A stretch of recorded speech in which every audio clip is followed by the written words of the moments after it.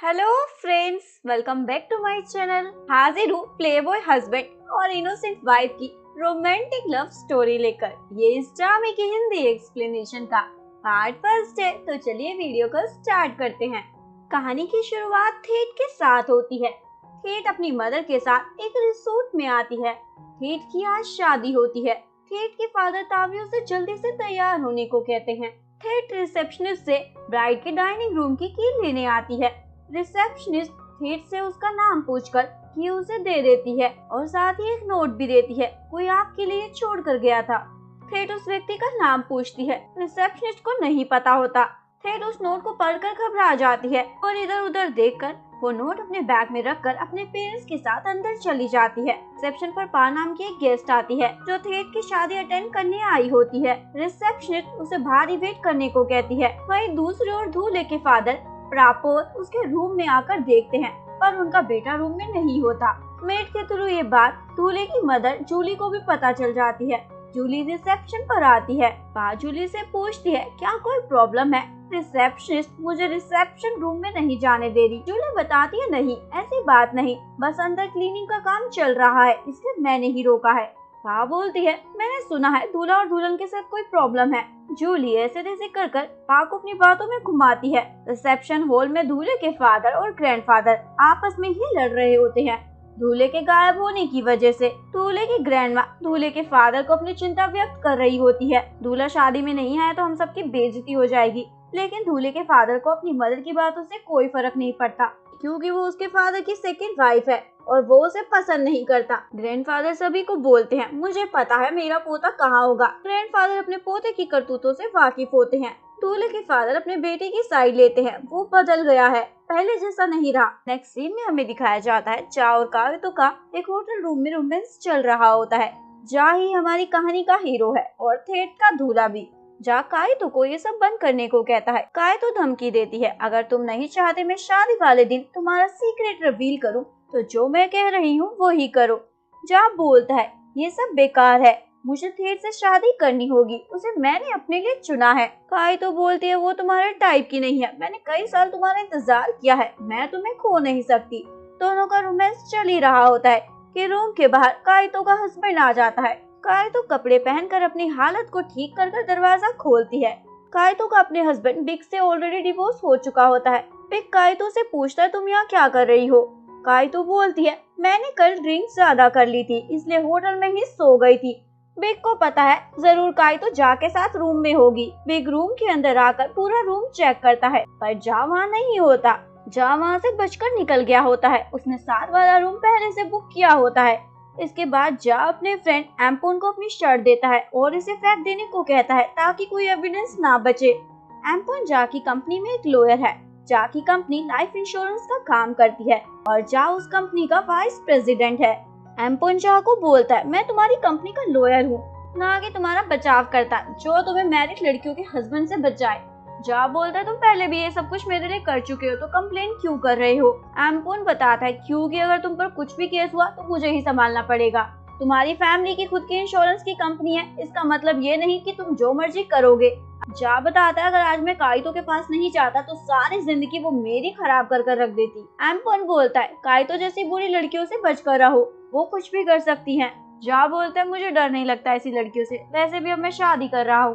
दूसरी ओर थ्रेड के पेरेंट्स परेशान हो जाते हैं शादी वाले दिन ही दूल्हे के गायब होने से, और उन्हें लगता है कहीं वो अपनी बेटी का हाथ गलत हाथों में तो नहीं दे रहे। थ्रेड की मदर अपने हस्बैंड को ऐसे तैसे कर समझाती है क्योंकि जा उनकी फ्रेंड का बेटा है और उन्हें यकीन होता है थ्रेड के साथ उनकी बेटी खुश रहेगी।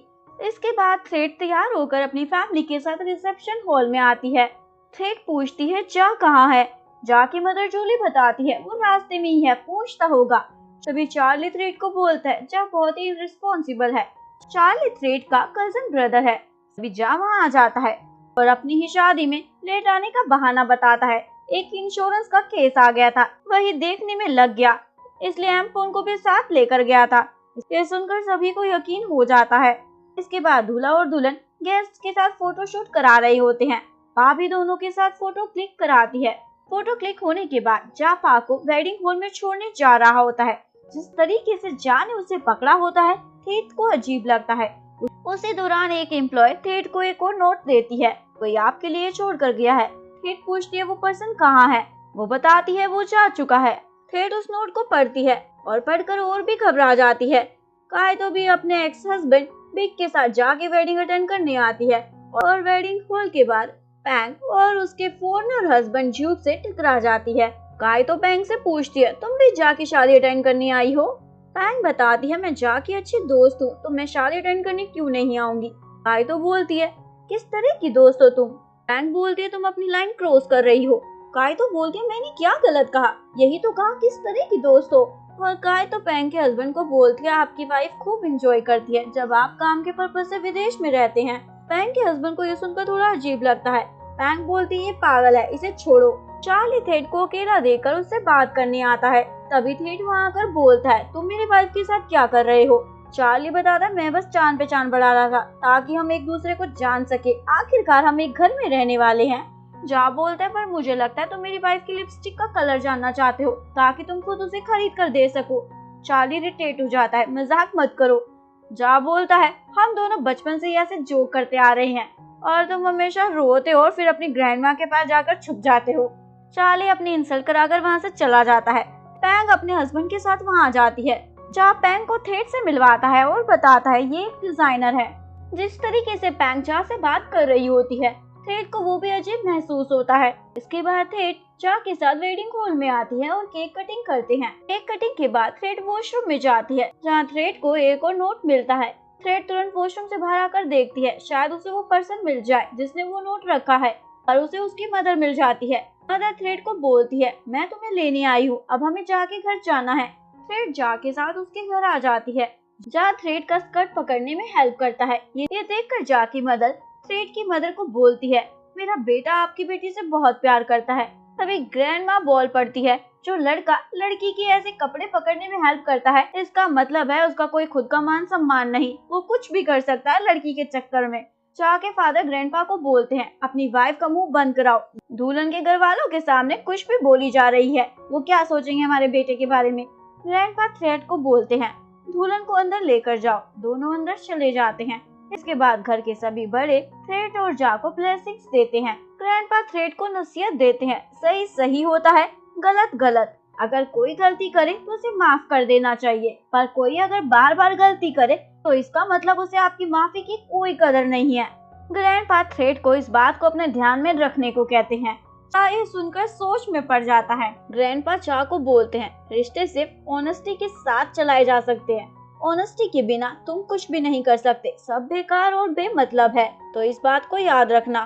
थ्रेड के पेरेंट्स ग्रैंडपा की बातों को सुनकर सोच में पड़ जाते हैं। कहीं उन्होंने अपनी बेटी की शादी जल्दबाजी में कर गलत डिसीजन तो नहीं ले लिया, क्योंकि वो थ्रेड को सिर्फ 1 महीने पहले ही मिले थे। मदर अपने हस्बैंड को समझाती है और फादर भी ऐसे तैसे करके अपने दिल को समझा ही लेते हैं। इसके बाद थ्रेड चा के रूम में होती है और नोट वाली बात को लेकर सोच में डूबी होती है। जा वहाँ जाता है। थ्रेड जा को अचानक से देखकर गिरने वाली होती है। जा थ्रेड को पकड़ लेता है और पूछता है क्या सोच रही हो। थ्रेड बताती है मैं बस थक गई हूँ। जा का रोमांस स्टार्ट हो जाता है। थ्रेड उसे रोक देती है ये कहकर कि उसकी शर्ट पर लिपस्टिक का निशान है, तुम इसे चेंज कर लो। जा रूम में ही अपने कपड़े निकालने लग जाता है। थ्रेड पूछती है ये क्या कर रहे हो। जा बताता है शर्ट निकाल रहा हूँ क्योंकि इस पे दाग लगा है। थ्रेड बोलते हैं वॉशरूम में जाकर निकालो। जा बताता है मैं यूजुअली रूम में ही कपड़े निकालता हूँ और कभी कभी तो ऐसे ही रूम में घूम भी लेता हूँ। थ्रेड ये सुनकर शॉक हो जाती है। जा बोलता है तुम्हें अभी मेरे बारे में बहुत कुछ जानने की जरूरत है। जा बाकी कपड़े भी निकालने लगता है। थ्रेड ये देखकर शावर का बहाना लगाकर वॉशरूम में चली जाती है। थ्रेड वॉशरूम में देखती है पहनने के लिए शॉर्ट नाइटी रखी होती है। ये कपड़े जाके मदर ने ही रखे होते हैं।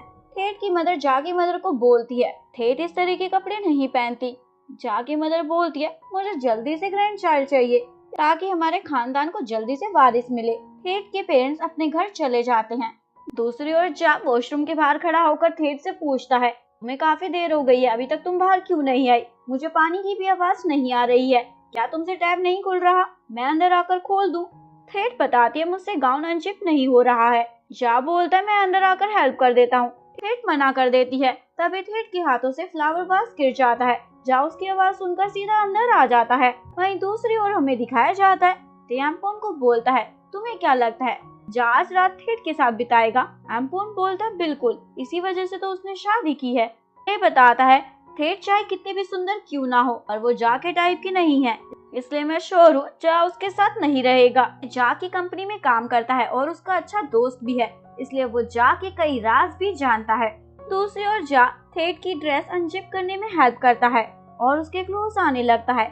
जा थेट को बहाना बनाकर बाहर भेज देती है। यहाँ हमें एक फ्लैशबैक दिखाया जाता है। थेट 1 महीने पहले अपनी फैमिली के साथ एक जगह वेकेशन पे गई थी, जहाँ थेट की मदर को इत्तेफाक से उसकी पुरानी दोस्त यानी जा की मदर जूली मिल गई थी और दोनों फैमिली एक दूसरे से मिले और वही जा और थेट एक दूसरे को पसंद कर लेते हैं। जा को थेट की सादगी पसंद आ जाती है और थेट को जा इसलिए पसंद आ जाता है क्योंकि उसने पहले कभी किसी लड़के से इस तरह बातें नहीं की होती। फ्लैशबैक से बाहर थेट वॉशरूम से बाहर आती है, पर जा वहाँ नहीं होता। थेट को जा का एक नोट मिलता है। मैं गेस्ट रूम में सोने जा रहा हूँ, मुझे पता है तुम्हें अनकंफर्टेबल लग रहा होगा। हमारी शादी जल्दी में हुई है, जब तक तुम रेडी नहीं होगी मैं तुम्हें फोर्स नहीं करूँगा। नोट पढ़कर थेट को लगता है उसके हस्बैंड को उसकी फीलिंग की कितनी परवाह है, पर थेट गेस्ट रूम में नहीं पैंग के साथ एंजॉय कर रहा होता है, क्योंकि पैंग का हस्बैंड ज्यू आउट ऑफ कंट्री चला गया होता है। पैंग जा से पूछती है तुम अपनी वाइफ के साथ क्यों नहीं हो। जा बताता है वो शादी सिर्फ एक शो ऑफ है। यहाँ हमें फ्लैशबैक दिखाया जाता है। पैंग ने ही वॉशरूम में नोट रखा था थेट के लिए। फ्लैशबैक से बाहर थेट वो सारे नोट देखती है जो उसे मिले होते हैं। पहले नोट पर लिखा होता है तुम्हें ये शादी नहीं करनी चाहिए। दूसरे नोट पर लिखा होता है तुम्हारी शादी में एक लड़की आएगी जो ऑलरेडी तुम्हारे हस्बैंड की वाइफ है। और तीसरे नोट पर क्या लिखा होता है ये हमें कहानी में आगे पता चलेगा। इसके बाद ग्रैंडमा ग्रैंडपा को बोलती है चार्ली को कंपनी में प्रेसिडेंट की पोजीशन देने को कहती है और बोलती है ये भेदभाव है, एक पोते को मैनेजर की पोजीशन दी गई है और दूसरे पोते को वाइस प्रेसिडेंट की। चार्ली ग्रैंडमा के अपने खुद के बेटी की संतान है और जा ग्रैंडपा के दूसरे बेटी की वाइफ की संतान का बेटा है, इसलिए ग्रैंडमा चार्ली को सारा बिजनेस दिलवाना चाहती है। ग्रैंडपा बोलते हैं जा भी पहले कंपनी में मैनेजर की पोजीशन पर ही काम करता था, उसने मेहनत कर वाइस प्रेसिडेंट की पोजीशन हासिल की है। ग्रैंडपा बोलती है पर वो एक नंबर का लड़कीबाज है और उसने ये शादी भी सिर्फ आपको खुश करने के लिए की है। ग्रैंडपा बोलते हैं अगर ऐसी बात है तो तुम भी चार्ली की शादी किसी लड़की से करवा दो। अगर आपको वीडियो अच्छी लगी हो प्लीज वीडियो को लाइक करें, चैनल को सब्सक्राइब करें, न्यू अपडेट्स के लिए बेल आइकन का बटन प्रेस करें। मिलते हैं नेक्स्ट वीडियो के साथ, तब तक के लिए सहारंगे, बाय बाय।